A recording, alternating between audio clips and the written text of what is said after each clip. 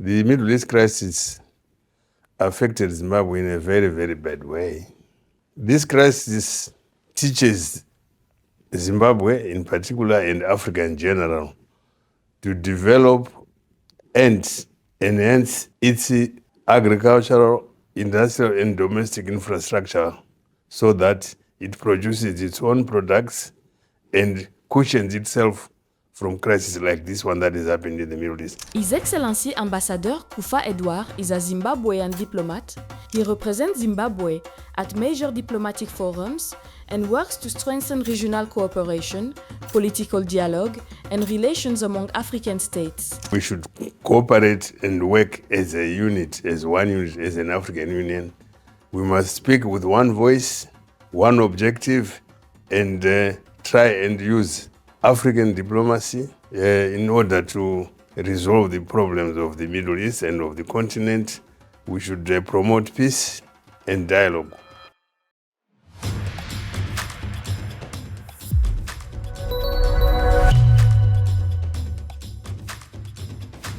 Your Excellency, welcome in Notre Afrique, the voice of Pan-African diplomacy. We are very delighted to have you with us on the highness of the extraordinary ministerial conference of African Political Alliance. And welcome. Thank you for having me. I will start with the first question. The extraordinary conference of the African Political Alliance calls on African states to reflect collectively on the implications of the Middle East crisis. Why is it essential, in your view, for Africa to adopt a common approach to major international geopolitical crises? Thank you. The African continent in general imports its fuel, energy, and agricultural inputs from Europe. And most of those imports, they come through the Mediterranean Sea, Suez Canal, and the Strait of Hormuz to the continent. So when the crisis erupted in the Middle East, it affected the export and trade routes of the continent. Thank you very much, Excellency. And what are the most concrete economic consequences of this crisis for a country like Zimbabwe? The Middle East crisis affected Zimbabwe in a very, very bad way. The price of fuel for domestic and industrial purposes shot up. The agricultural preparation for the planting season, which is coming in the next month or two, was affected by the shortage and high cost of fertilizers, which come from the European countries via the Strait of Hormuz and the Suez Canal. So the impact has been increase in prices of fuel and fertilizers. Okay. And Zimbabwe has developed a foreign policy grounded of sovereignty, non-interference, and South-South cooperation. How can this principle guide Africa's response to the current crisis and to broader geopolitical pressure?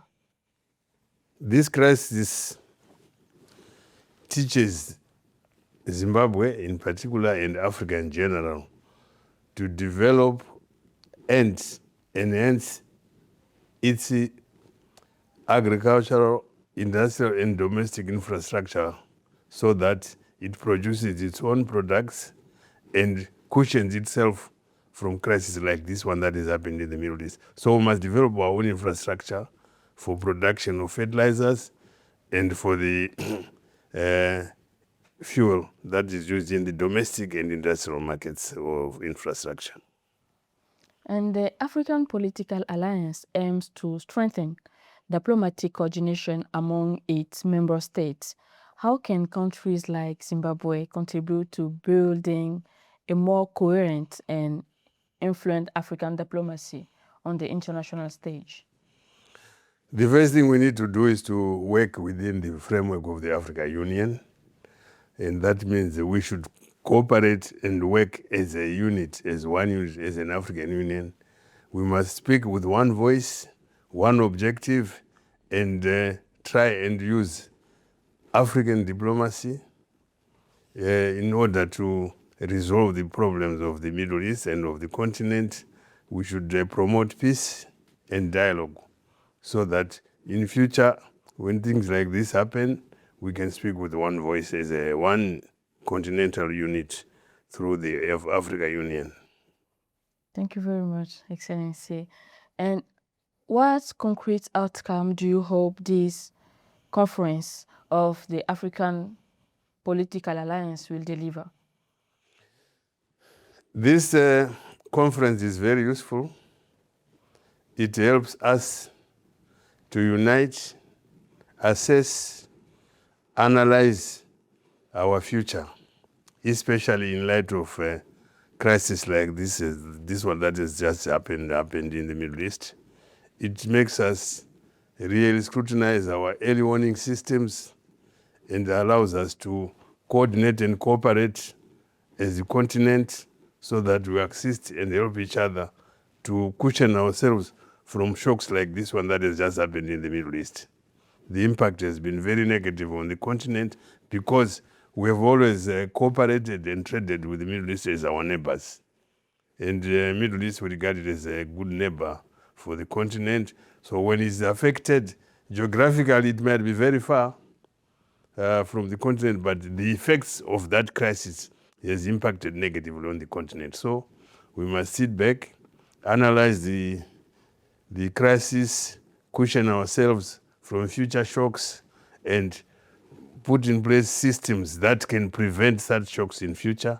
And that can be done if we are united as a continent, and if we sit back and look at our early warning systems that can actually give indications that crises like this are going to happen.